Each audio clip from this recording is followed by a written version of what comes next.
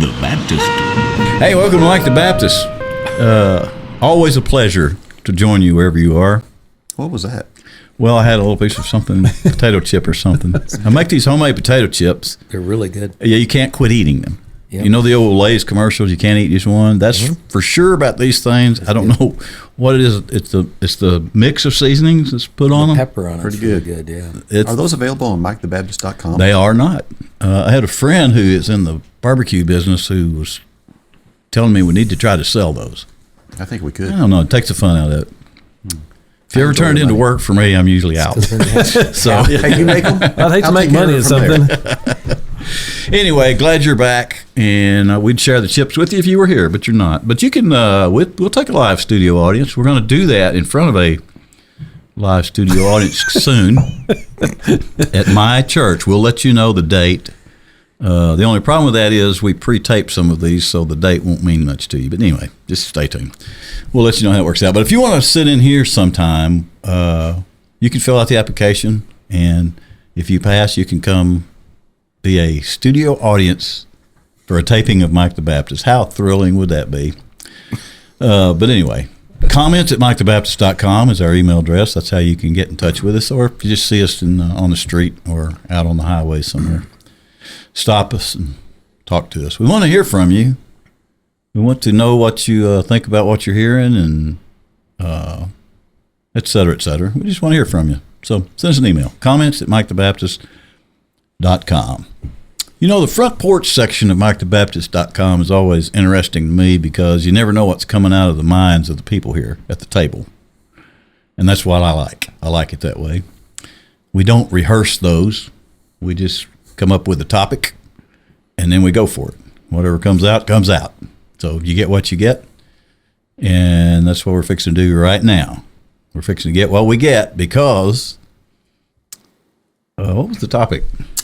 Cars. Today's front porch visit. We've talked about cars on an older episode of the front porch visit, but we're going to revisit it because we've realized that we all have more than one car story, and I think we talked about favorite cars the last time, or maybe first cars we had, et cetera, et cetera. But there's another topic which has to do with cars we don't like, didn't like, or hated, or just funny things that happened with a car that we had. You get the picture. And like we said before, whatever comes out, comes out. So, Neil, are you ready to share? Sure. Okay, share with us, Neil. I'd never had okra until I moved to Tennessee. He's focused. Exactly. I was trying to prove his point. He said, you never know what's going to come out. When you moved to Tennessee, how did you have okra? Was it Well, fried? it was interesting. I was getting... I didn't think that vegetables had to be deep fried. They had And I to be moved deep here, fried and to be good. all of them were deep fried. Yeah. Ordered a side order of mushrooms, and they're deep fried. Yeah.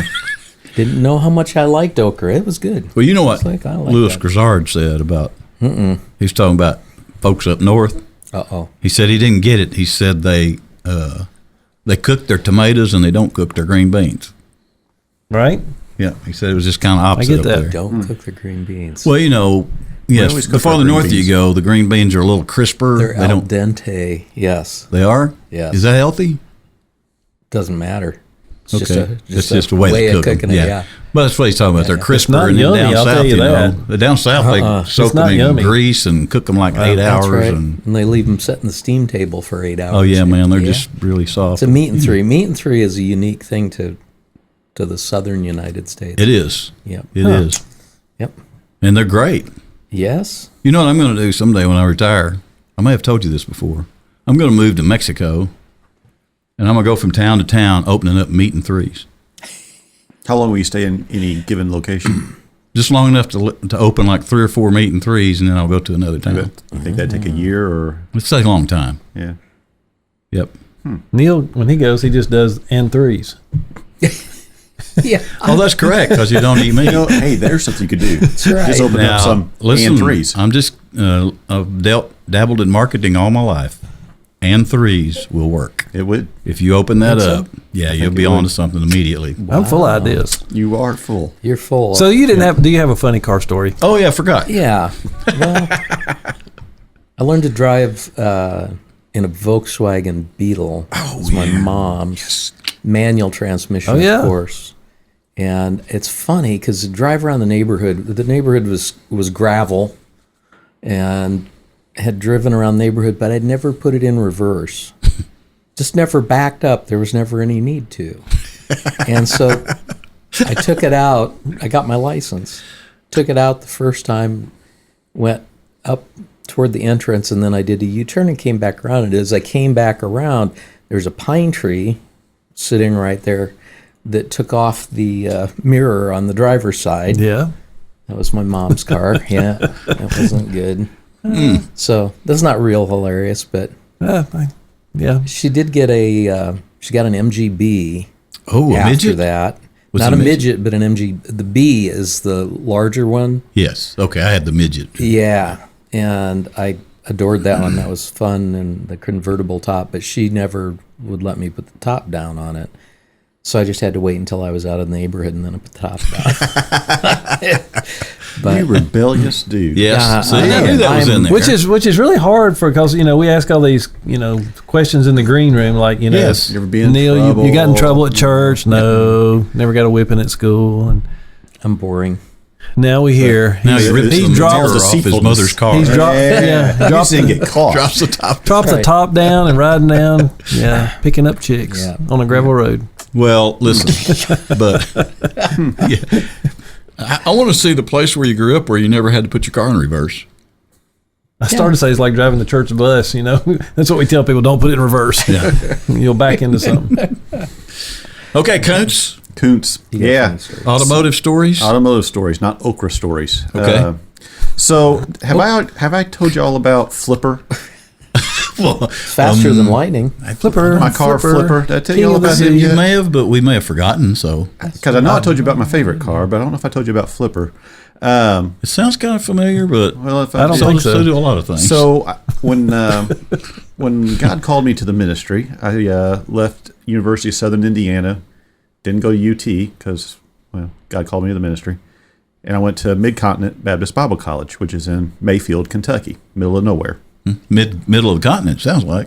Kind of. You said mid-continent. I know where that's at. That's what I heard. But so I'd go down there, and it was just a little preacher school, and it was set up to where you could take all your classes on a Monday. So I'd start class at 7 o'clock in the morning. I'd finish at 9 o'clock at night, and I'd be done for the week, and I'd drive home. Well, one Monday I was down there, and snowstorm came in. So I was like, dang it. So I wasn't going to get to go home that night, but I was on staff at a church, and we were having one of our senior adult luncheons the next day. And I was really trying to get back for that.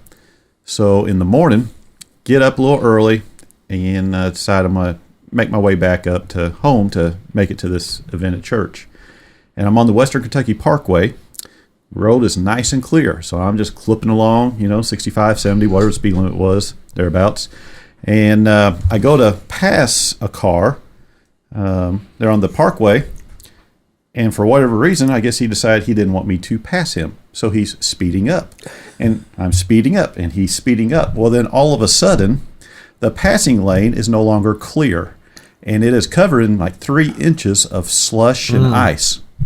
So I hit that, and I immediately go sideways, and it shoots me straight into the ditch. And I don't barrel roll, but I somersault the car end over end. Oh, gosh. This was a little Ford Escort, an '89 Ford Escort. Flipper. Oh, wow. Is this Flipper? Oh, that's why it's Flipper. This is why it's called Flipper. So this car flips end over end and spins around, and I'm sitting in the ditch facing the wrong direction. The passenger side window blew out. It's like a gunshot going off. And I'm sitting there, and this guy that sped up, causing me to wreck, he runs up, or as a girl, she runs up, that's the stupidest thing I've ever seen. I'm like, you better get away from me. Yeah. So there I am stranded out in the middle of Western Kentucky. And so I call my dad, tell him what's going on, need help. His boss had come in from Chicago. They were having their business meeting, but they come down, they rent a trailer, pick the car up because the car won't start. So they come down, pick it up. After a few hours, I sit at the sheriff's office while they're waiting for me. And we towed the car back home. And so Dad, he was a deacon in the church, and then one of the other lifelong friends that was a deacon in the church, Mr. Bill, they come out and they decide, well, we're going to work on the Escort. We think we can get it going again. And they get the crowbars out and they're bending the doors. We get the doors all opening and stuff. And come to find out, the only reason the car wouldn't start is when it went upside down, there's this safety thing that cuts off the gas. So you get in behind a wheel well and you flip some safety lever thing, it fired right up. So I continued to drive the car for another 2 years. It's got dents on the front hood. It's got a dent right above my head. Didn't break the windshield, but a dent right above my head. And dents on the back where I somersaulted it. So get back to Bible college a week later, and the car gets named Flipper. So nice. That's as a Ford Escort. Yeah. Very durable car, apparently. Yeah. Yeah. Wow. Never knew you flipped a car like that. Yeah, well, That's full of new many information. talents, Kind of scary. So It you is. didn't care where you parked in the parking lot. You're not After gonna get that, I didn't care. scratched. Yeah. It's like, I pull right up next to somebody. The other part that I heard was he was so interested in getting back to a senior adult event. Yeah. Yes. I heard that too. So I was very faithful, I know EJ is listening. but I've been So- I've been excommunicated. No, what I heard in that story was EJ, if you will provide food, Michael Koontz will He'll be at there. the event. EJ Yes. is a He's your local senior adult leader. Yeah, the czar. She's the czar. She's the czar at our local church Yes. here. Yes. And you have just volunteered for Yeah, I'll go. many senior Hey, we went events coming up. to someplace out on the river with Yeah. them a few months ago. That was What was that place? I didn't don't go. know what it was. It was good though. Yeah, so that's my car story. One of them. All right, H. wow. Well, we should let him go last. Or well, we hadn't got to Jackson yet. He grew up around the car lot, so I do. Yeah. So I was just trying to think about just funny stories. I remember this one time. I had my driver's license, but I didn't have a car yet, and we rode the Spirit bus to a ball game. We get to this ball game, and one of the girls that was on the basketball team was a friend of mine. And I'm like, hey, I didn't see you on the Spirit bus. She's like, no, I drove. I'm like, oh, well, let me drive your car back to school. And she's like, I don't know, man, my parents might get upset. I'm like, oh, it'll be okay. You know, I've got my license, everything. You just let me drive. So she's like, well, okay, I guess I'll just ride the bus back with everybody. You just drive. So I get a couple of buddies, and we get in this car. I don't even remember what it was. And we're going around Springfield because it was ways out. So we go around Springfield, go through the McDonald's and do all this stuff. So then we're coming down the main stretch of highway, and we're flying, and I'm sure just being goofy and everything. Well, we pull back into the school parking lot, and there her mom and dad sat waiting for her to come back in the car. So they recognize the car, and we like just cut the car off and kind of crawl out, just trying to get away. And yeah, the next day she was like so mad. She's like, you got me in so much trouble. We did that. And then you remember prom was always that time where you always got your car ready to go to prom. Right. Well, a buddy of mine comes into prom one night, and he is just he has this look on his face like he's wrecked his car or something. I'm like, man, what's wrong? And he goes, dude, I borrowed my uncle's car, and it was one of those that had the flat bench seats in the front and the back.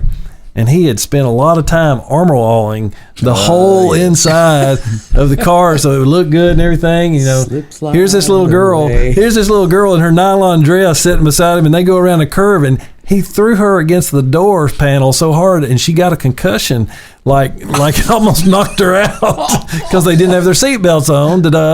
And so yeah, that was a fun night trying to figure out. You came through. I knew you would because there's some things happened in your world. I know it was always Good. it was always fun. Yeah. Well, so a couple things. I did grow up. My granddad was a car dealer. He always had 10 or 12 automobiles, a variety out there the whole time I was growing up. And sometime, I think it was when my wife and I were dating, or after, I can't remember. Anyway, another couple we knew, and my wife and I borrowed a Ford Bronco he had up there on his lot, and we took it exploring the Buffalo River valleys one night. And where I'm from, most things you did at night because it's just more fun. So anyway, we're down in the hills of the Buffalo River Valley up there in northwest Arkansas, roaming around, crossing creeks. I think we crossed Richland Creek and started up a mountain on the other side. I think we're trying to make our way back to the Richland Valley over the hill from Point Peter. You know where that is. Mm-hmm. Anyway, there's a way to get back through there through the back roads, and that Bronco, you know, had 4-wheel drive. We were having a big time, and we were halfway up a hill, and that Bronco died. And it was, I don't know if it was midnight yet, but it was way up in the night, and pitch black. No cell phone. Oh, no. You didn't have cell phones in those days. So that's where the story's going, to the phone thing. Is this a manual or an automatic? It's probably a 3-speed on the column, I think, maybe. I don't remember. That would make it funnier. Well, yeah. Well, what happened anyway? Never could get it started. And you know how people begin getting a little frustrated. Mm-hmm. The only thing I could think to do is we're going to have to walk out of the valley, back up to the highway that we dropped off in the pitch black out of, because there were a couple little store canoe rental things up there, and one of them had a payphone. We walked in the pitch black. I remember we were building little torches out of sticks and letting them on fire, had to walk a long way out of there. I called my granddad. I hated to call him that late at night, but I called him. He said, well, yeah, I'll come down there. And he comes down there, loads us in. We all drive down there to where that Bronco was. He crawls up on the dash and flips the fuel switch to the other tank. Fired it up. Yeah. We drove out. Okay, the other one real quick. There was a young lady when I was a teenager, an older teenager. Me and a bunch of the boys were hanging around. We'd go to my hometown on the square sometimes and just walk around. One of them lived very near the post office there. His dad was a funeral home director there, and we'd go to his house once in a while and let him freak us out with all the funeral home stuff. But sometimes we just go walking around town, walk up to town square and down the side streets. There's a young lady there who, I don't know how you say it. She was real flirty. And everybody kind of knew she was flirty, so everybody flirted back with her from time to time. But anyway, there were 5 or 6 of us old boys walking around on one of those side streets off the square one night, and this gal came, and I guess it was before she had her own car, because it was a big brown Ford, you know, it looked like a yacht, you know, those old big Ford cars, and LTDs or 500s, whatever they were. Anyway, we saw her coming down the street, and we kind of knew she was going to be looking at us, so we was all kind of looking. And sure enough, she was looking at us, and she turned a curve to go down the street in front of where we were, but she was still leaned over looking out that window, and she ran her mother's car up onto a curb that stuck up just high enough to be about halfway up the door, and the sparks started flying. And she, for like 40 or 50 feet, just sparks were flying. She just ripped the side of that car up, and then she went on off. It was really funny. It wasn't me. It wasn't something I did or anybody else, but it's just a funny car story I remember. Anyway, okay, so it's pretty interesting. It started out with never have had an okra until you moved to Tennessee. Made its all the way around to that kind of stuff right there. Flipper.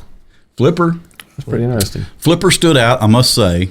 Can we call your cars Flipper now? Hey, you do what you want, man. I'm good with things. All right, I think we'll do that if we can remember. Yeah, I was trying to remember if anybody put a Miami Dolphins thing on the front of it. It was either threatened or it was done. I just can't remember now. Let me just tell you, I'm going to mention Flipper, the TV show, and I'll bet you there are a lot of people that have no idea what that is. Probably not.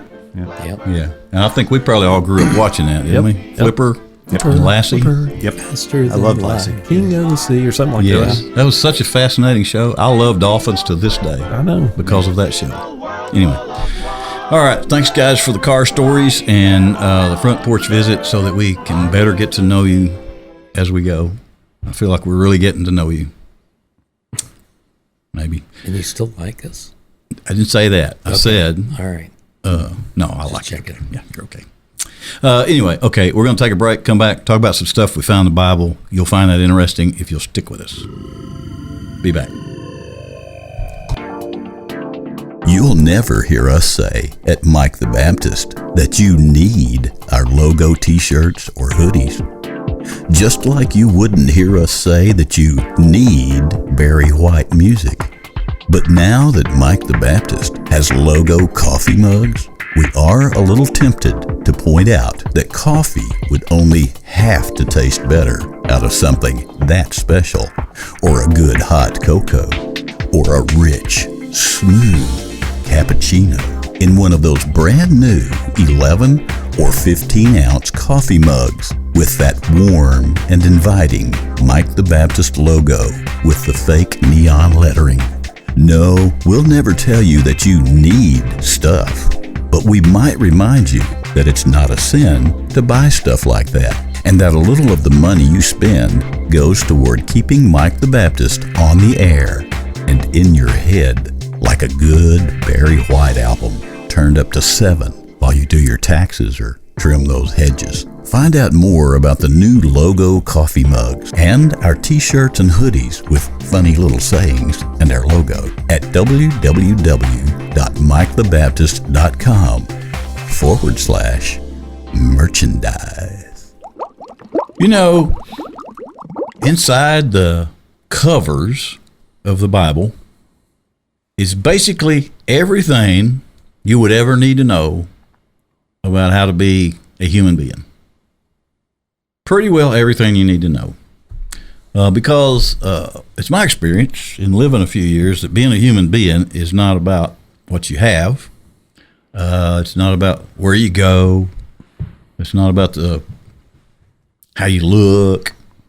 But there's this thing down inside everybody that you can't really explain. And you know, if you think about it a while, you know whatever that thing is inside you is not really attached to your body. It's almost like it's got its own, you know? Have you been watching too many alien movies? No, but look, a friend of mine once said, he said, your body is just a transport system to take your head where it wants to go. I thought that was fascinating.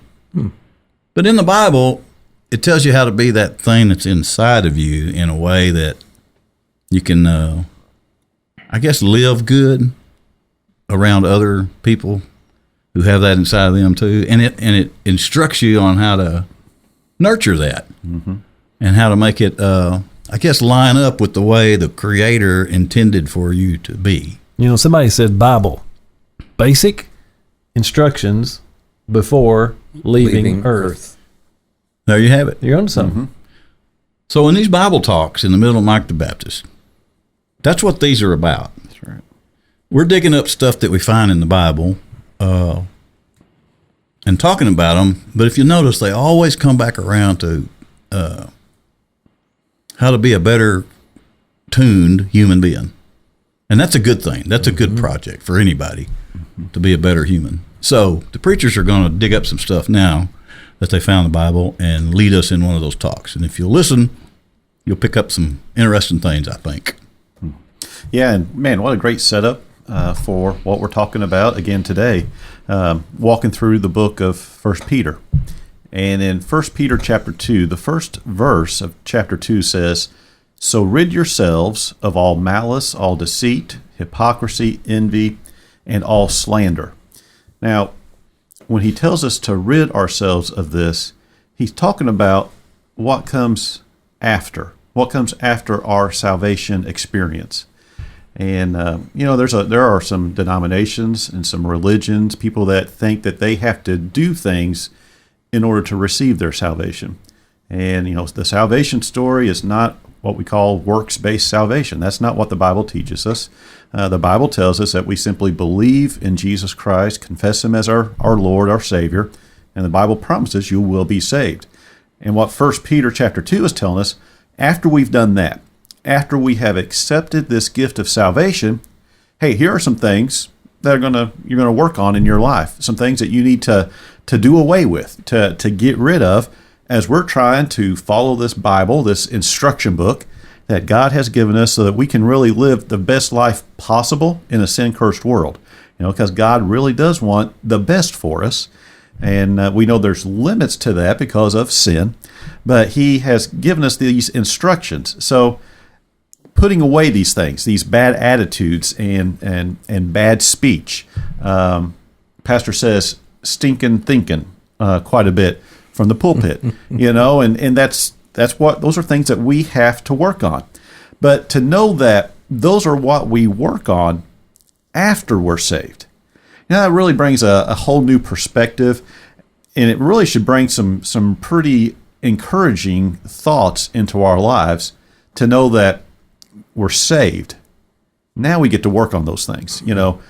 My salvation is not based upon me working on those things, but I'm already saved. So when I think about that, it's so encouraging to me to know that, man, I'm not going to screw this up anymore. God's not going to take my name and erase it out of his salvation book there in heaven. I'm going to have that forever and forever. And I just think that's something that we need to make sure that we always think about. And that's a message that we really need to share with people, especially, that we may never get to see in our own churches, people that might be listening to a podcast, because so many people think I've got to do X, Y, and Z in order to be saved. And I don't know. So areas that we have to work on. I know we talk about that a lot on this podcast, things that we have to work on in our lives that to try to walk closer to the Lord. And it's a never-ending list. It's just always going to be something. But I don't know. Thoughts, questions? I mean, for me, I'm like, bad attitudes. I think I talked about that a little bit on the last episode. I'll think, people aren't being honest or whatever. Speech. We always end this episode with what? Yeah. Christians trying not to cuss. Yeah. Isn't that the truth, though? I mean, how many times do we I better not say that. Oh, I did say that. Well, there we go again. But it's the truth, But you also recognized it. Mm-hmm. See, that is one of the differences, is you don't necessarily recognize those things before you follow Jesus.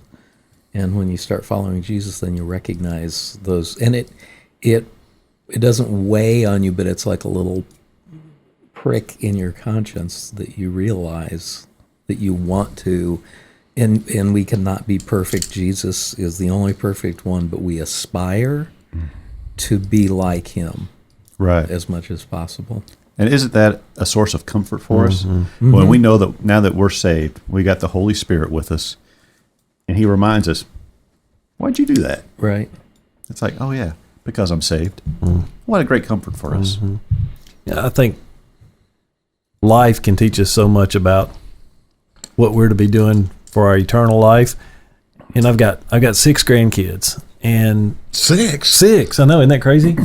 2 of them under a year old. I'm catching up to you. And I got 5. It's always amazing to me that these infants, they come into our life and they really can't do a whole lot, but boy, we sure do love them, and we try to teach them and help them to grow. One of them is just at that age where she's trying to start walking, and she'll take a step or 2, and then she sits down. Goes back to what's comfortable. She crawls around because she can go faster. Sure. And we'll pick her back up and encourage her. It's funny, the other day she just stood there and she was, like she didn't know what to do. But it's a reminder to us that what Peter's talking about is we have to be who we are. And when we are who we are in Christ, then we can do these things. We don't do these things. My grandbaby doesn't have to learn how to walk to get my love or my approval or to be a part of my family. She's born into the family, and now she starts doing the things that we train her to do to be more like us and to be more efficient, to grow and mature. And so, I think if we'll realize that's what God's doing with us, I would just say to anybody who's out there, I never will forget this moment. I had a friend of mine that we'd gone to youth camp. Several people had received Christ that week or gotten saved, and we were talking to him, and he said, I really want to do that, but I know that I'm going to go back home, and Friday night's coming, and I'm going to want to get drunk, and I'm going to want to go party after the ball games. And we were kind of dumbfounded by that. But the reality is, if you're thinking those thoughts, you've got stinking thinking, because what you will find is when you give your life to Christ, you might still do some of those things, but you'll be challenged by the Holy Spirit. You'll be disciplined by God, not because you're not his child anymore, but because he wants you to be better.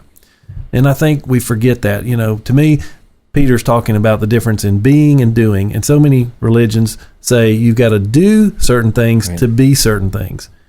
Christianity is right the opposite. You be who you are because you've been made that way in Christ. Now do these things.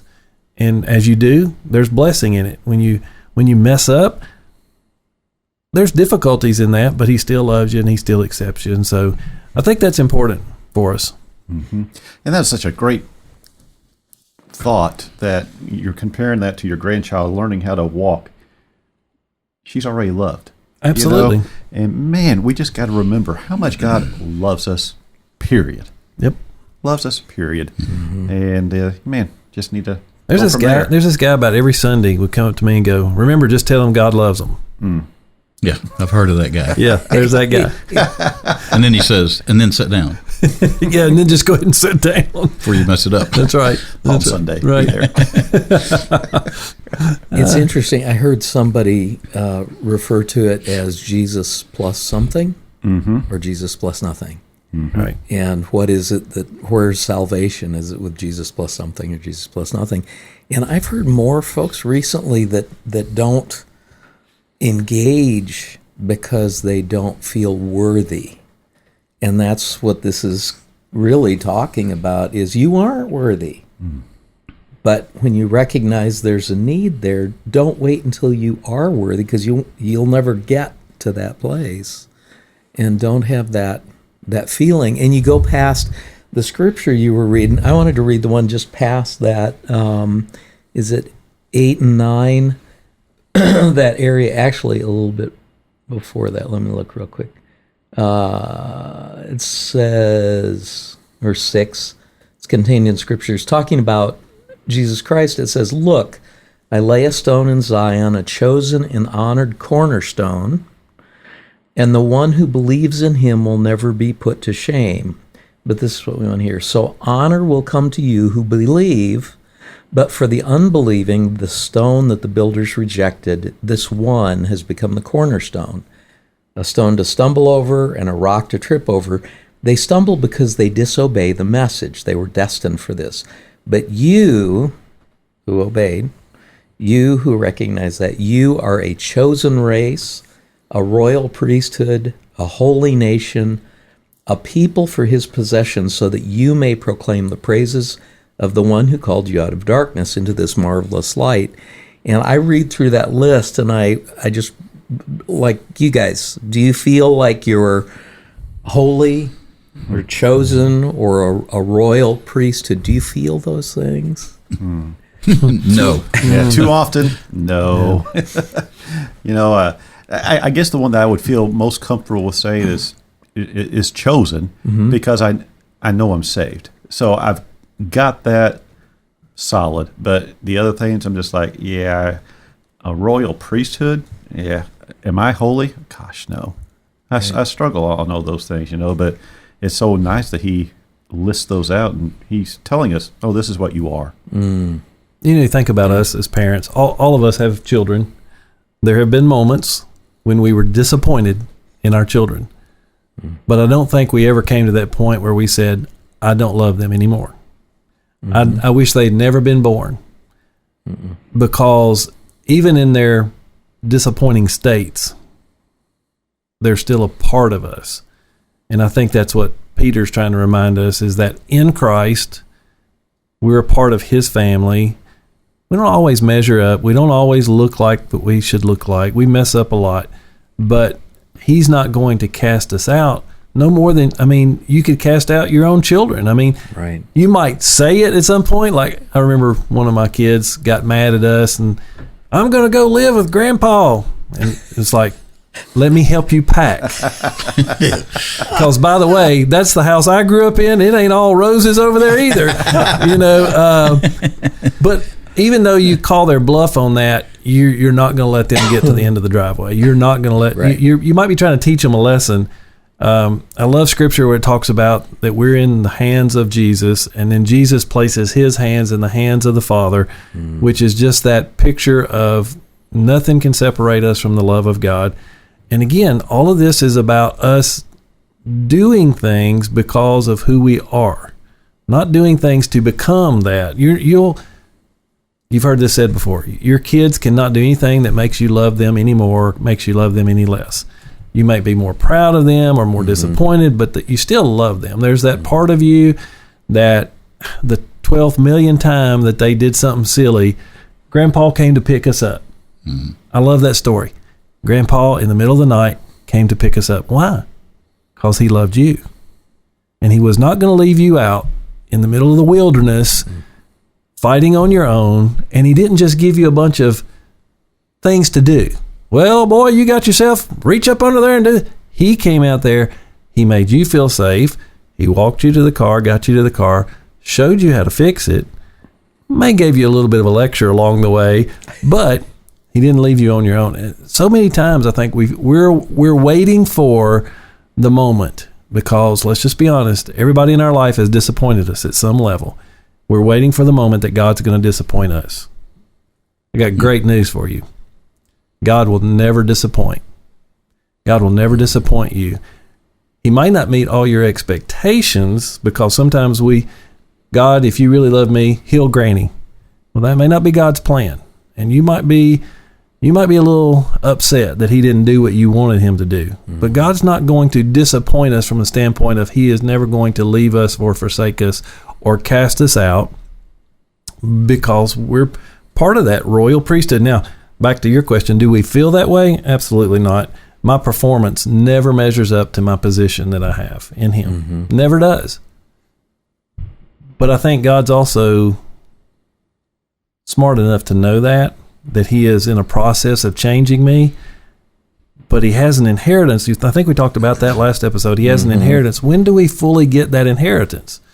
Not until we're fully, holy, body and spirit in heaven with him one day.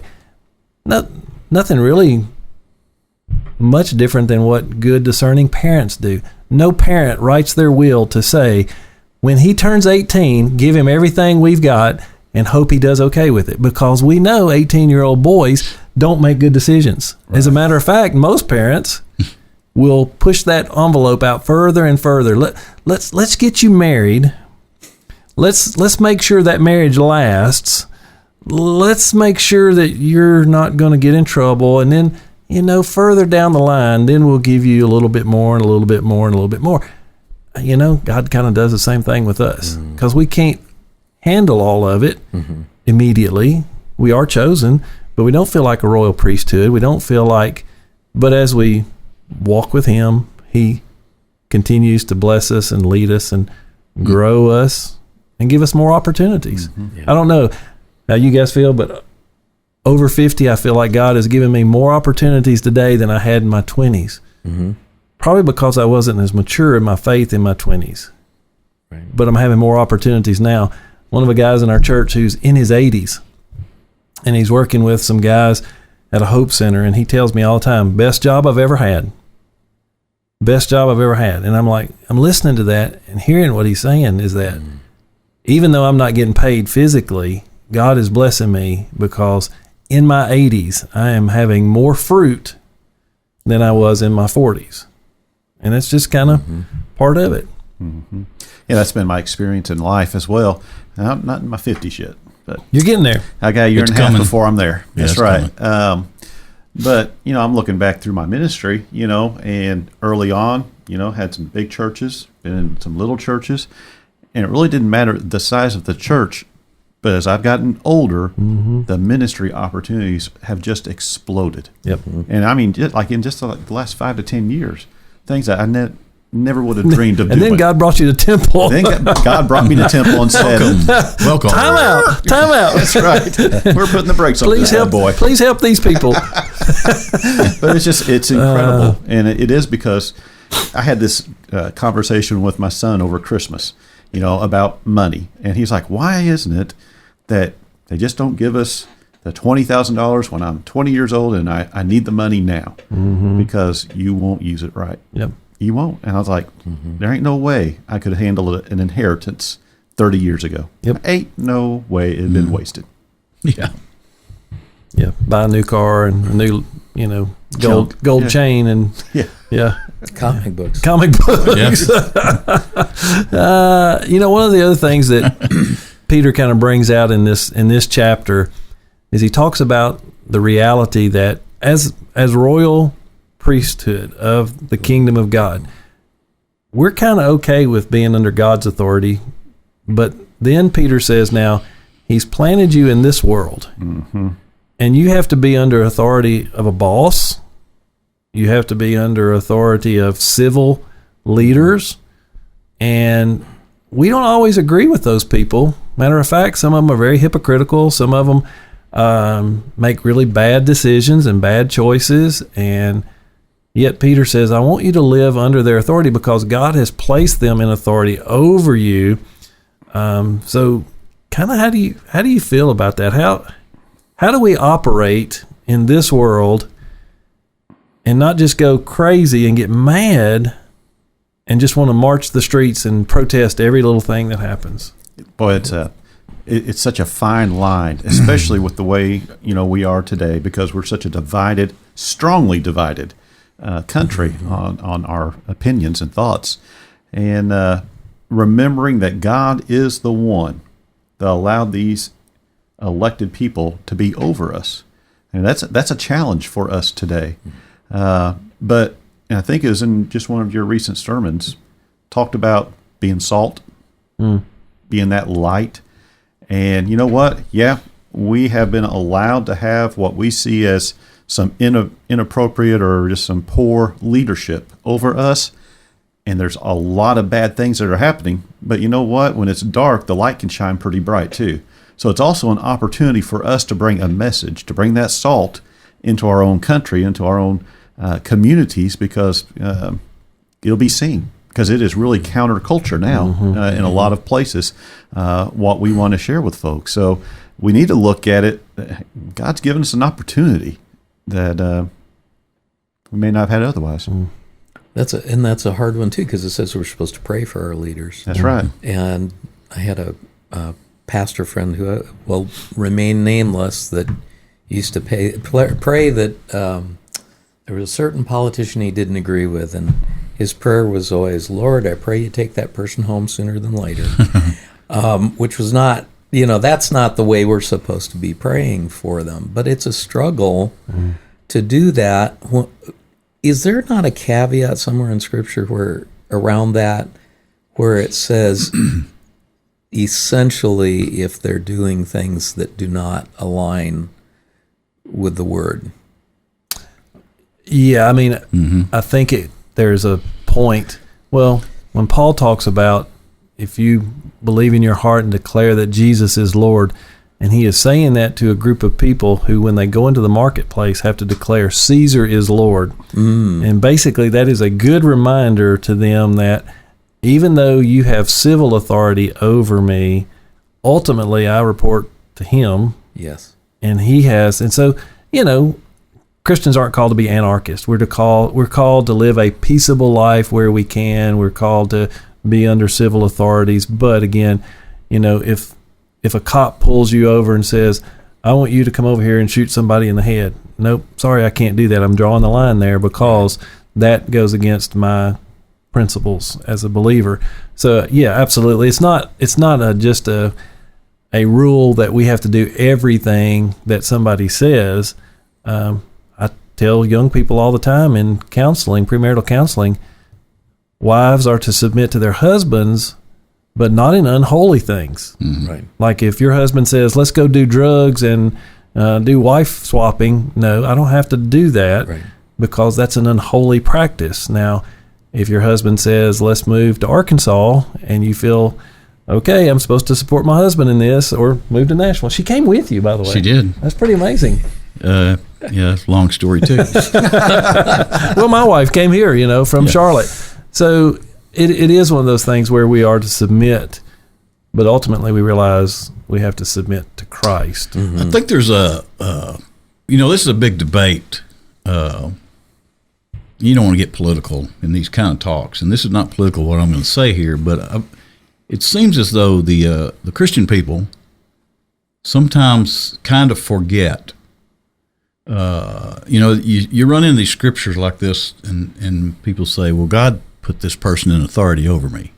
In our country, we have the opportunity to vote for who we have in those kind of public positions. We have that opportunity. I think Christian people sometimes maybe drop the ball a little bit in this arena by allowing certain people that do not follow Christian principles to be put into those positions. So, in my understanding of what the Bible talks about in positions of authority is that God has created a structure. He has given us a structure. And I feel like that's what they're talking about in scriptures, that we should submit to that authority that's, the culture we live in. We have laws, we have rules. If everybody kind of goes along with those, we're all in the same boat. We all know what we should and shouldn't do. But I feel like the Christian community drops the ball sometimes in this arena because we overread the scriptures that say turn the other cheek. Now, I'm just going to tell you, I'm a Christian man. I'm saved. I know where I'm going. But if somebody tries to break into my house at night and harm my family, right. There's a different part of me that's going to react to that. And it has nothing to do with who's in authority over me in a governmental role. I'm going to protect my family. I feel like the Christian community is kind of missing a little of this picture in our culture. And you can look around and see how, if you don't pay a little bit of attention to who winds up in these roles, how loose and frayed everything gets. I mean, we're seeing it in real time. I'm saying all this to say that in my understanding, I don't believe God puts an evil person in a position of authority over me, but I do believe he allows me to let that happen.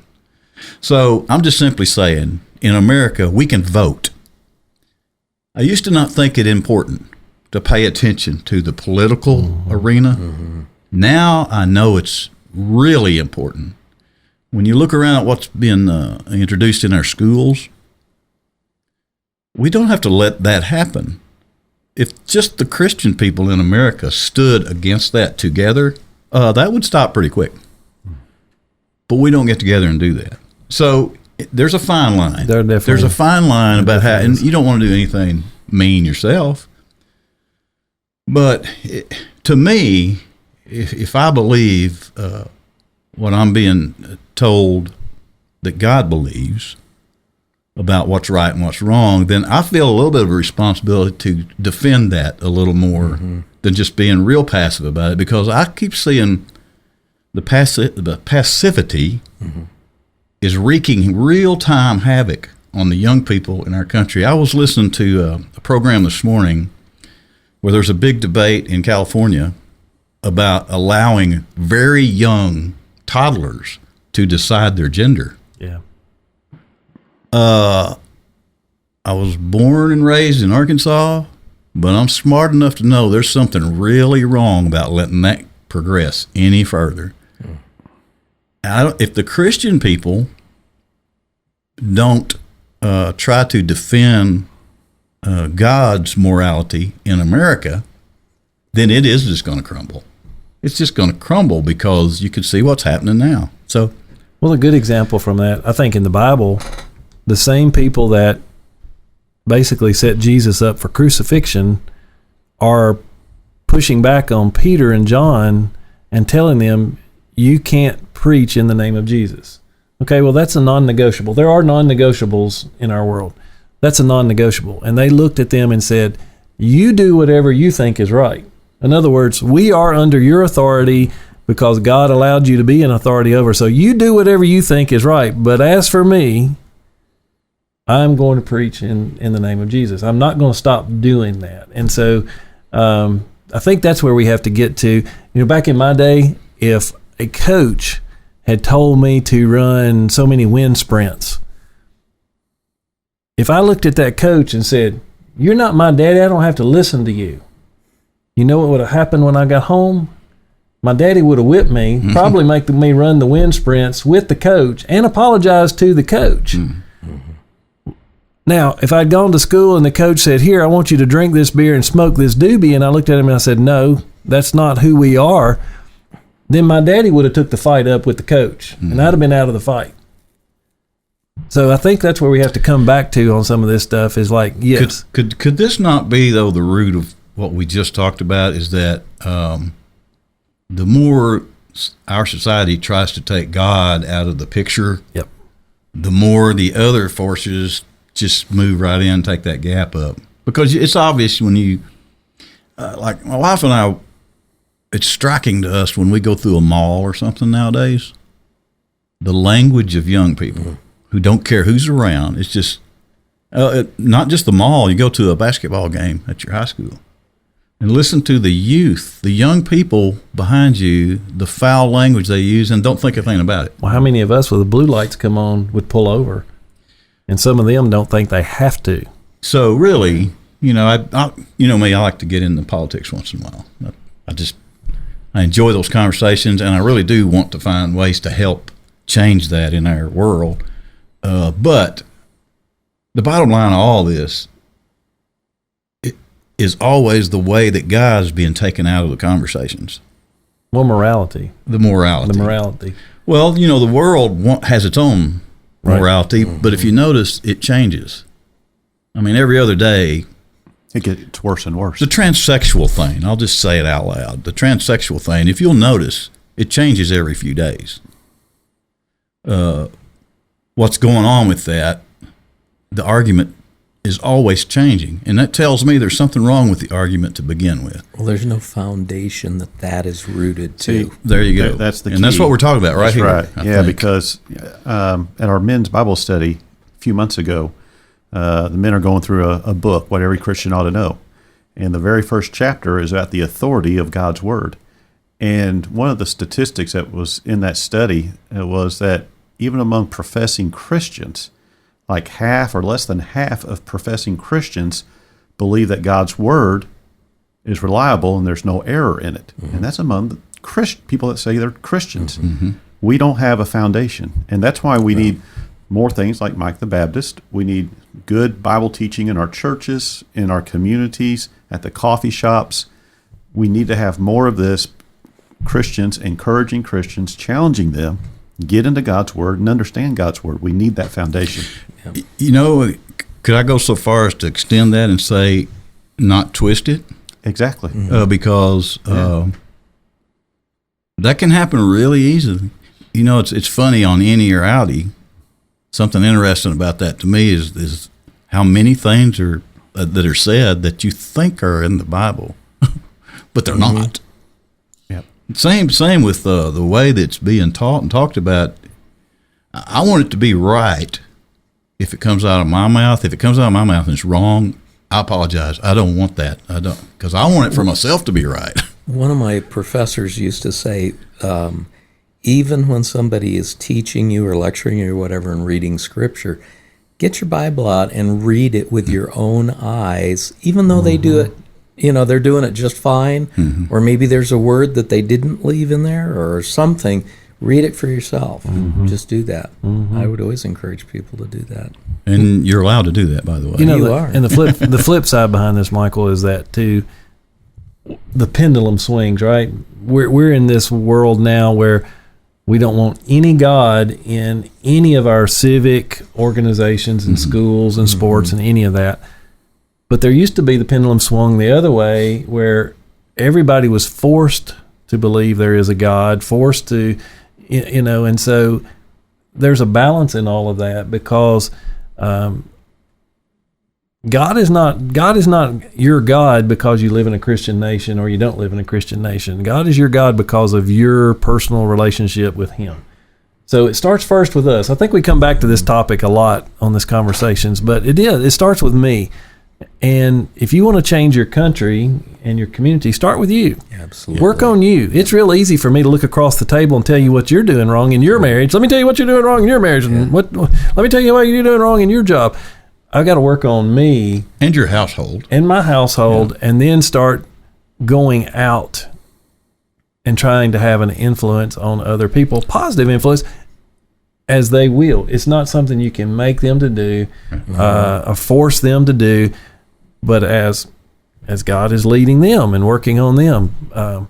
But this whole idea of being under authority, there is no doubt the Israelites were under the authority of the Egyptians. But you know what? God was even working something phenomenal out through that. The Jews were under Hitler's authority, and none of that was good, but God was working something good through that. We're under, in my opinion right now, across our nation, we're under some bad leadership. I'm not going to name any names because it's not important. It's just bad thoughts that's not helping our country. But you know what? God can still do some good things through that. And my responsibility, I'll just be honest with you, I pay my taxes because I'm under the authority of the U.S. government. I pay my taxes, not just because I don't want to get in trouble. I pay my taxes. It's the right thing to do. If a cop pulls me over, I pull over. It's the right thing to do. Now, again, if I pull over and the cop says, "Here, I want you to take my gun and go over here and shoot somebody," no, I'm not willing to do that. So there's a point where we have to stand up for what is right, and especially for those that can't stand up for themselves. And we have a system to do that. Yes. We have it set up where we can do that in a civil way. Yeah. But we have to do it. It doesn't have to be a take your pitchfork and run out and get mad at some people. No, because that's not going to work.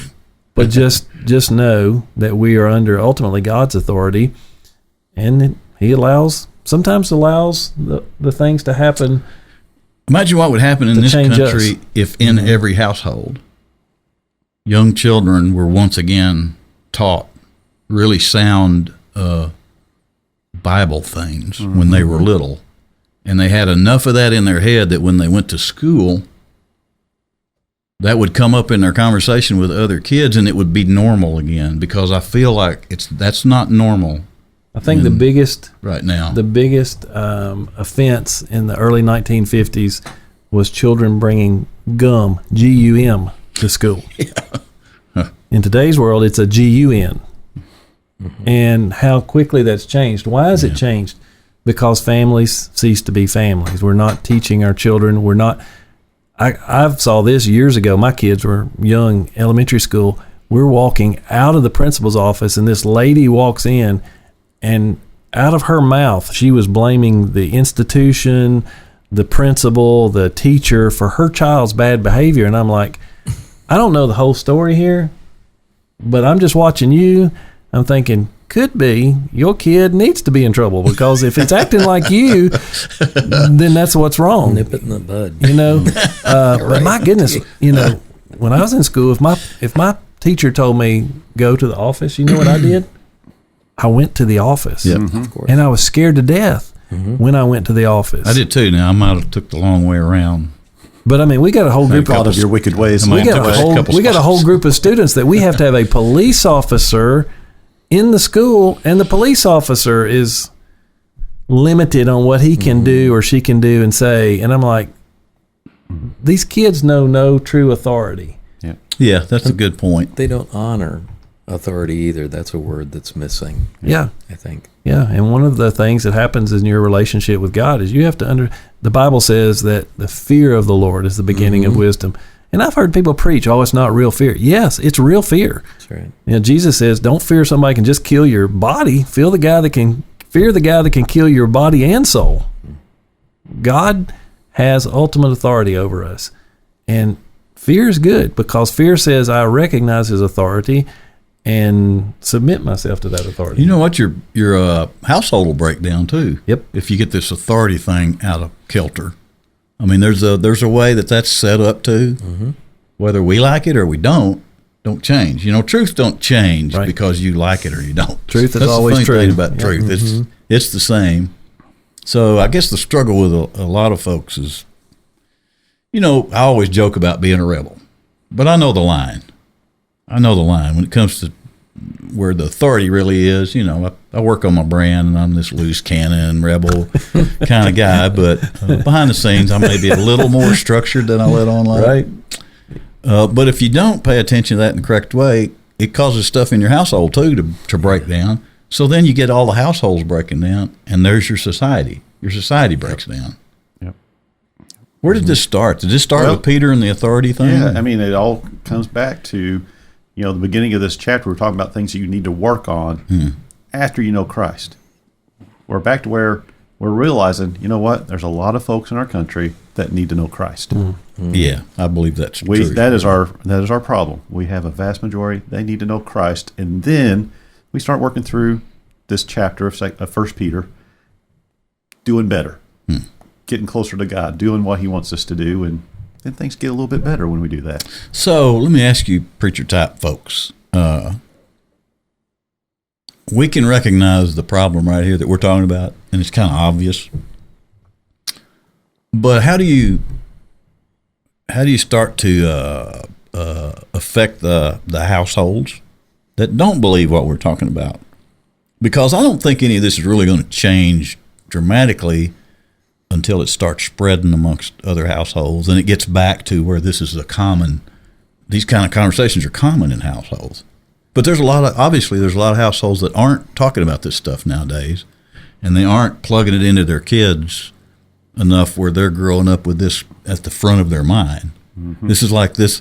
It seems like there's a lot of kids that grow up in a church and all, but it's not right there in the front of their mind. It's back here somewhere behind other activities and other. As difficult as it even seems sometimes, I think the simple answer has always been the gospel. You share Jesus, because I've seen families that when mom and dad get it right with the Lord, the whole family changes. Yeah. And it's not going to be overnight, and it's not going to fix in a moment's time. But what's the fix of every problem that we have in our life, period? It's always the gospel. You put Jesus in your life, you know what? You'll become a better husband. You put Jesus in your life, you'll become a better worker. You put Jesus in your life, you'll be a better citizen. You put Jesus in your life, you'll be better in all those areas. But it's back to, starts with me. So what's our responsibility? Our responsibility is to share the gospel with people. Right. I don't have to fix you. Not my goal. My goal is not to tell some daddy out there, hey, if you'd read the Bible at night, your kids wouldn't be doing drugs. You know what? I can point you to a lot of good Christian families that their kids did drugs. But you know what? When you've got Christ working on a family, I've also seen a lot of those kids come back around and go, yep, mom and dad were right about what they were teaching us. And so it's as simple, the gospel. God's responsibility is to change people, not my responsibility, not any preacher's responsibility. Share the gospel. That's right. Because He can do a work 24/7 that I can't do. That's right. Just share that truth with them. And I always find myself praying that there's not something traumatic that causes it, because that's always, I mean, when you were asking that question, I'm thinking about what happened on September the 11th. Yeah. And all of a sudden, these things that were in people's minds, the questions, and they recognize, they know. They won't admit it out loud, especially around their friends, but they recognize what the answer is. I wouldn't admit it. I was running from that for a long time. Yeah. And but in your the phrase in your heart of hearts, but inside there. I used to have an old beagle hound, and we had one of them electric fences on them, and she would desire to get out of the fence. And she would sit there at the edge of that, there's a line where it starts beeping at them, right. And you could hear it. You could hear it, and she's sitting there, she's whining. And all of a sudden, she'd get enough courage, and she'd bust through that line. And she'd go out there to chase rabbits or whatever it was she wanted to do. But, eventually she kept coming back. And I'd have to physically go out there, turn the fence off. And get her across. And basically, and she's screaming because she's afraid she's going to get shocked the whole time. But that's how we are as people. We know where the boundaries are. Yep. We know where the boundaries are.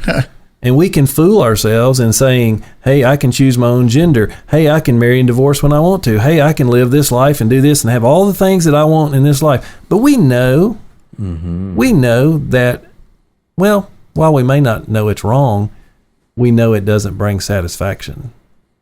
That's what lost people know. They know it doesn't bring satisfaction. Because if it did, then you'd be satisfied. You never feel bad about it either. Well, I've always said, if looking at a naked picture would make you satisfied, there'd be one. There'd be one naked picture out there on the internet that everybody looked at, and it'd be like, okay, yeah, there's a naked person. But we're not satisfied with that. They got to have another and another and another and another. And same thing with drugs. One joint will never satisfy you. It's always something else, something else, something else, something else. And so what we have to realize is it's not until God begins to change their mind. This is talking about being and doing. God will change your mind about those things when you give it to him. He'll start changing. One of my favorite stories about that, years ago, a buddy of mine, sailor, you know that phrase, cussing like a sailor. He said, I got off the boat and went to a revival. Don't even know why I went. Some guys invited me to go to a revival, and I went.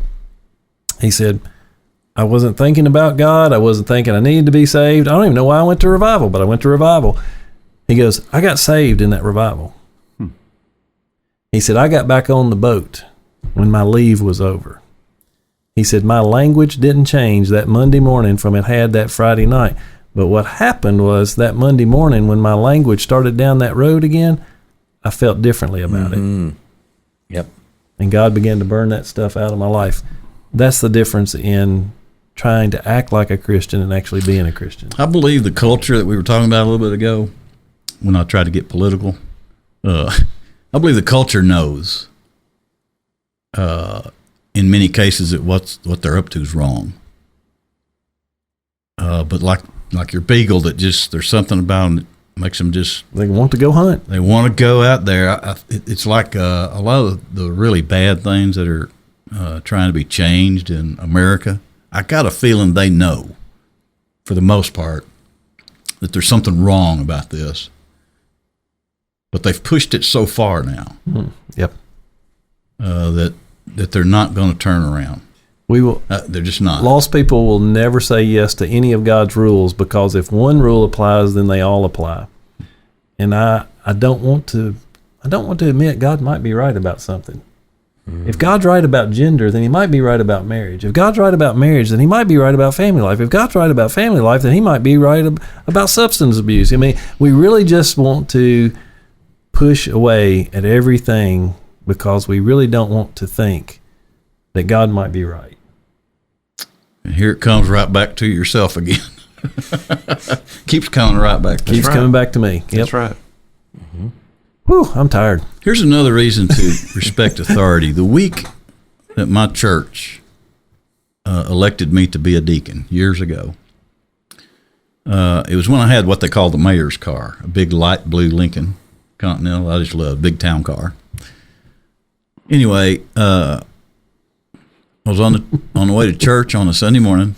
The week my church voted me into being a deacon, and I was going a little fast when I got to the city limits in my hometown, and I got pulled over by a city policeman. That's fine, okay. Yeah, I realized I was going a little fast. I let him come to the window, but he didn't have the correct attitude, I didn't think. Well, my attitude can change on a dime when I come across that scenario, and it kind of did. Poor customer service, is that what you're saying? A little bit of poor customer service. Well, he wound up inviting me to step out of the car. Keep in mind, Sunday morning, on the way to church, in the middle of my town, my church had just elected me a deacon. I don't remember who drove by or not. I know a couple of people that commented that they saw I was having an issue there, but my not respecting authority caused me at one point to say, "Can I have your badge number?" When I said that, he stepped back, called in another officer. So there were two of them here. So on the Sunday morning, just having been elected deacon in my church, my ability to not understand how to respect authority calmly and just let it go left me with my hands on the hood of my Lincoln Town car, with my feet back, spread, and a You got your city Christmas goose a little early. I did. They frisked me right there on that Sunday morning. Wound up just with a ticket. Yeah. But I look back to that moment and I think about, okay, so I could have just rolled down the window and been polite. I don't know where that just went, but We started with favorite car stories and came back to a car story. we did come back to a car Way to story. land the plane there. all right. So it did kind of work out. Did we cover everything that we were covering? Absolutely. Except, I always like to talk about the folks might hear us that haven't joined in this Christian circus and how easy it is to do that. How easy is it, Neil, to do that? Very easy. I mean, Yeah. I think it's worth mentioning. How would you tell somebody to do that if they wanted to join us as a Christian? You know what? They could be that in 20 seconds from now Absolutely. and call yourself that. We've watched that happen recently a number of times. It's like really surprising, but I think when you recognize it's time, you just need somebody to tell you to turn it over. Just very simple. It's pretty immediate, isn't it? Mm-hmm. That's the way I understand it. Yeah. Yep. And then you can go to work on this other stuff we've been talking about, just like we're doing. Yep. I know the people at this table, they need work. Oh, yeah. I need work. Yep. You need work. So, And anyway. we recognize it, and that's And that's the being difference. saved. When you That's- recognize it and admit that, I guess that's what that admit thing is they say that they hit you with at church. You got to admit. Admit what? Well, just admit that I'm screwing it up on my own. I need to try a different way here. So, okay, I encourage you to do that. Join us. You'll hear these conversations different all of a sudden, too, and you'll be happy about it. Okay, plane landed? Landed. Landed? Everybody safe? Yep, engines are off. Okay. We'll be back to play Inny or Outty. You'll never hear us say at Mike the Baptist that you need our logo t-shirts or hoodies. Just like you wouldn't hear us say that you need Barry White music. But now that Mike the Baptist has logo coffee mugs, we are a little tempted to point out that coffee would only have to taste better out of something that special, or a good hot cocoa, or a rich, smooth cappuccino in one of those brand new 11 or 15 ounce coffee mugs with that warm and inviting Mike the Baptist logo with the fake neon lettering. No, we'll never tell you that you need stuff, but we might remind you that it's not a sin to buy stuff like that, and that a little of the money you spend goes toward keeping Mike the Baptist on the air and in your head like a good Barry White album turned up to 7 while you do your taxes or trim those hedges. Find out more about the new logo coffee mugs and our t-shirts and hoodies with funny little sayings and our logo at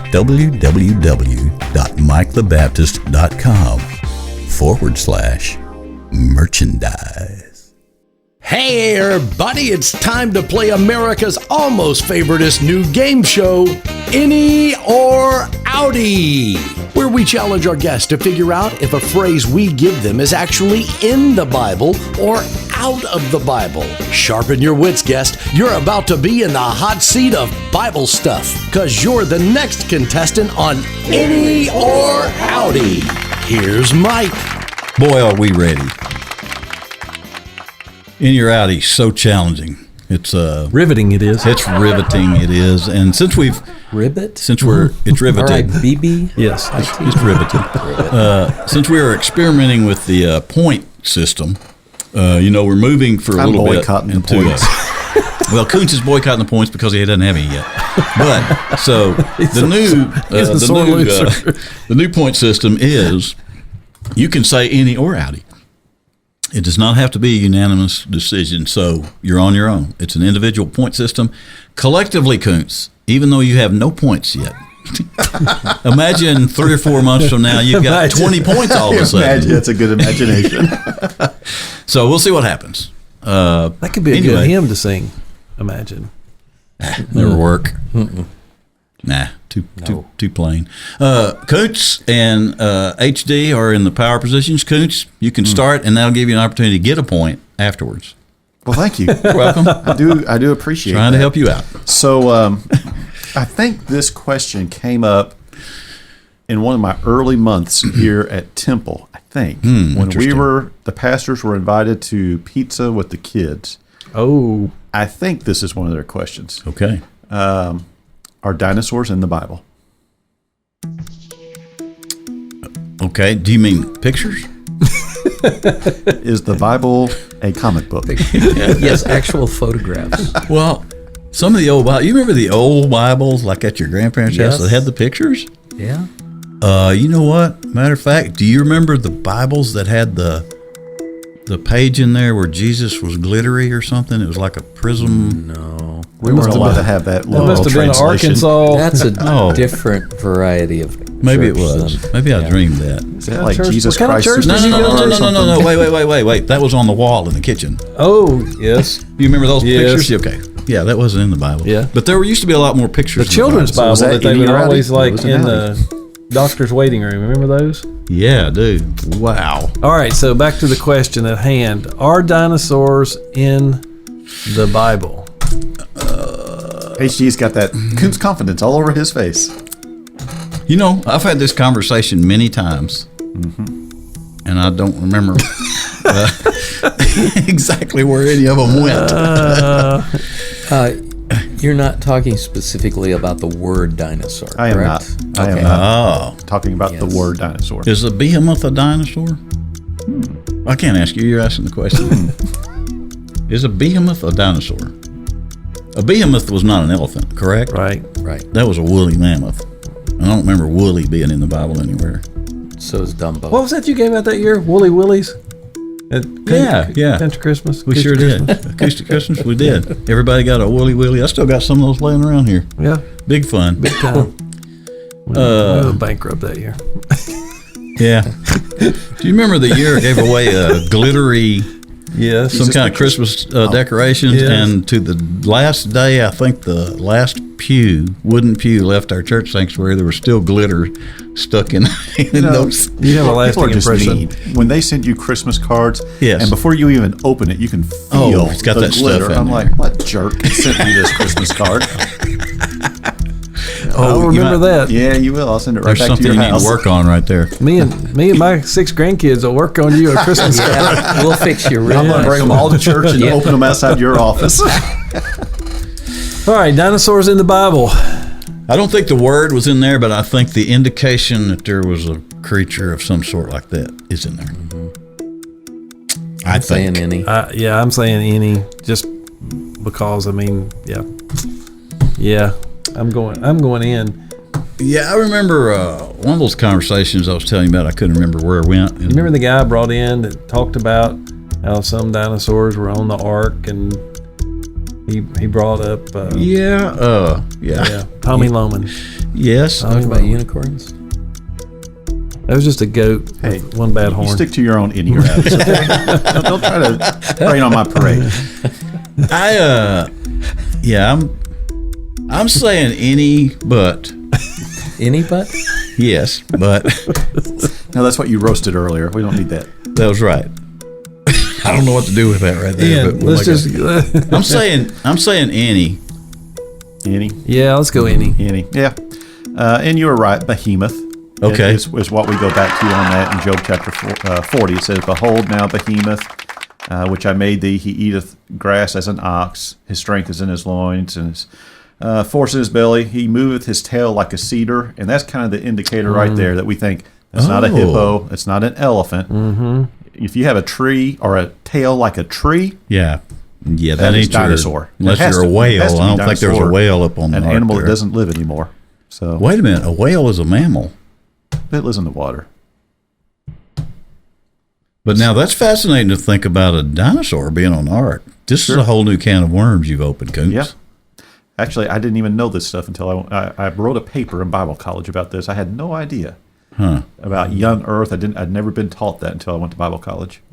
Well, there's much that's not said. I wrote a song called "The Missing Link" one time, and I don't know where the line came from, but one of the verses talked about fossils in the rock on a mountaintop. And I hadn't thought about it until I actually wrote that line, but why are there fossils up on top of a mountain? Yeah. Interesting. So y'all got points. Thanks. I'm still a good Got 1 point around the table. All right. I like this new system. I'm making y'all look good. You're welcome. Temporarily. Temporarily, HD I now like- has the power, so Okay, so the Bible is a historical document. And when you lay that historical document over other historical documents and we see things that were going on in other nations, we know for a fact the Israelites were in Egypt. Is there any mention in the Bible of a pyramid? I'm really not liking you. boy, this is good. I told you This I did game. my homework. I'm really not liking this. This is really good. I'm not liking the challenge, but I'm liking the possibilities here. Huh. I don't recall the word, ever having read the word, but I'm thinking they might have mentioned the structure. No, wait a minute. When were those built? In the times of the Egyptians. I wasn't there. Don't remember. We can't look it up either, can we? Well, sure Oh, we you can. He set the precedent. Let HD You look can. it up. He can. You do it. can. Google, are pyramids in The Valley of the Bible? Kings. You looking for the word pyramid in Scripture? Yep. I'm going to say Inny. Ooh. Do you have a reason you're saying that? I'm wondering Yes, if I but can I can't actually ask really- you these things now because we're actually competing against each other all of a sudden. Jackson normally waits for Jackson waits for everybody else to answer, and he Yeah, goes, I'm looking for going with, but clues. I'm looking for a coattail. I think that's a legitimate question, though. What? Why am I in? Why are you? Yeah. One, Is because there he just anything tries to that- mess with us all the time. Yes, he does. But, you think about religious organizations. Mm-hmm. A lot of times they have a pyramid Yes. in some of their symbolism and stuff. I'm thinking Masons and all, they've got a lot of Masons stuff. do. But I'm just kind of thinking, But now, let's see, the Masons were building more of a temple. That was around Solomon's time. Right? but When the on the Masons thing. back of a dollar bill, is it a dollar bill or $100 bill? Dollar bill, but that's I don't make that's, enough for a that's $100 Masonic bill. stuff that's on there. You knew that. Yeah, I watched National Treasure. Pyramid. it's a good show. Or movie. I haven't watched the show. I Okay, need to so watch that still. So in Solomon's time, would that be after the time of pyramids or before? This is a piece of information I would like to know before I jump in there with a Let me think. final answer. Who was the queen of Egypt that came and met with Solomon? Cleopatra's the only one I know. It was Cleopatra, wasn't it? Was it? She knew Solomon? Wow. There was a queen of Egypt Yeah. that came and met with Solomon. There might be another in Well- your Outty. I'm not going to spoil that for you. But it puts it all in kind of in the same time frame. That's what I was trying to get in my mind about the. Thanks for joining us today on Mike the Baptist. Yes. See you next week. Outty. Outty for you. I don't think the word is in there. If we're talking about the word pyramid, I don't think it's in there. I got no eye clue from him when I just looked at him right there. Howdy. I said Outty. I'm gonna stick with it. I'm sticking with my answer. And you said Inny? Yeah. Yeah. I might as well be 0 for 2 for I the. think it may be in there. I'm going to say in. Okay. I feel like I'm walking a plank all of a sudden. H, you have 2 Innys and 1 Outty. You're sticking with Outty? I'm gonna stay with Outty. Watch him take the lead. Well, no, I'm just gonna be tied with somebody. Somebody has 2 points. HD has 2 points, don't you? The word pyramid is not in there. Yes. Yes. The follow-up question to try to make those 2 feel better. Is there some mention of a structure like that in there? I don't remember anything in there anything I've ever read. I mean, there's like you're talking about Egyptian structure? Well, there's a lot of temple talk, but is there anything that ever referenced a structure like that? That's what I didn't remember. The word pyramid, I thought it would just be interesting because we know the Israelites were there, and they were some people have thought they built the pyramids. And you would think they would have mentioned it. You would have It's like going to Memphis and not ever mentioning the pyramid over there. Yep. I mean, it's not exactly like I that. thought you were going to mention Graceland. I'm Wait a go to minute. Memphis, and not Memphis was mentioning in Egypt. Graceland. Memphis was in Egypt. Yes, See how this all ties together? I do. That's why they have a pyramid. Okay. The score is 2. Blah, blah, blah, blah, blah. What do y'all have? What are you talking Oh, you about? don't. You don't. Oh, you don't have I a get point points yet. when y'all win. I'm like, y'all got it right a while ago. I should have I got another 2 in 3 the last points. Come on. episode. You got 2 in the last one. Did you get any in this episode? 1. So you have 3. Did I get any in the last one? Yeah, I have 2. I got 1 in the last one, 1 in this one. Did I win on the last one? I'll have to go back to the tape. I'm bitter. I'm not talking about it. Good one, H. Good one, Koontz. Good in your eyes right there. I like that. Fascinating. Coming back with a hymn will be equally fascinating. I just about promise. Oh, wow. What a great contestant and a fine sport today on Inny or Outty, America's almost favorite new game show. Study up, future guest people. You're next in the hot seat for Inny or Outty. You know, I always hate to see the end of a good church service come not because I don't like the ending, it's because I get so involved in the gathering and the service and the messages that I just don't want to leave that. And then my belly growls. And I remember that there's chicken at home that needs to be fried and mashed potatoes from the night before, chocolate pie. So then I just wanted to get to the hymn and say, amen, we can go home. Not because I don't like the service. You understand. You know how this works. Y'all are preacher type people. You do this all the time. Your belly growls, I'll bet, lots of times right before service ends.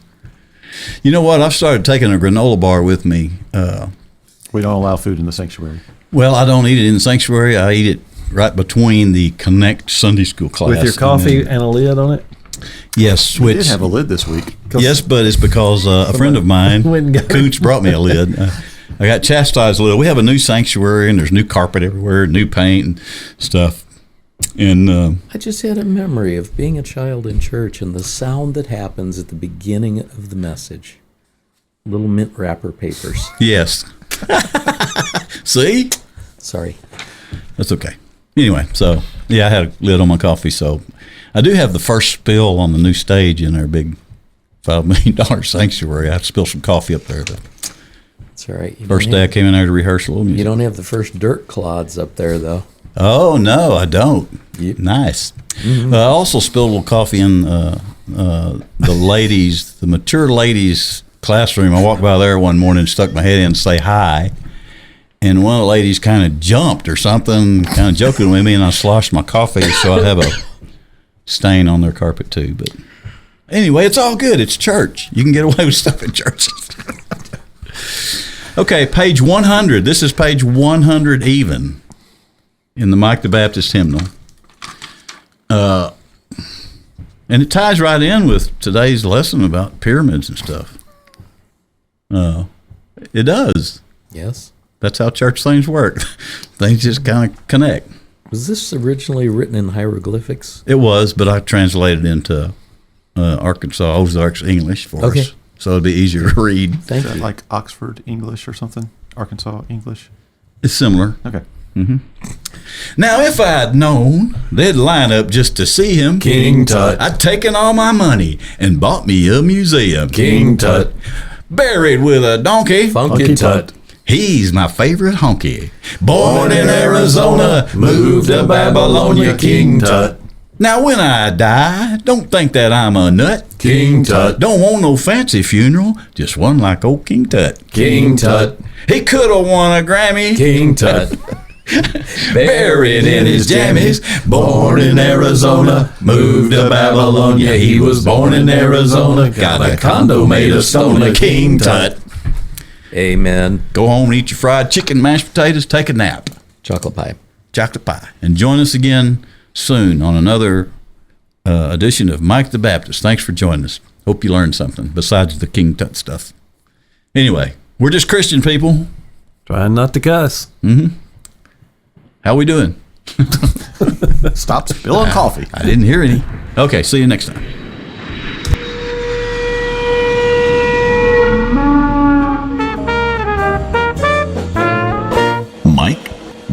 Baptist.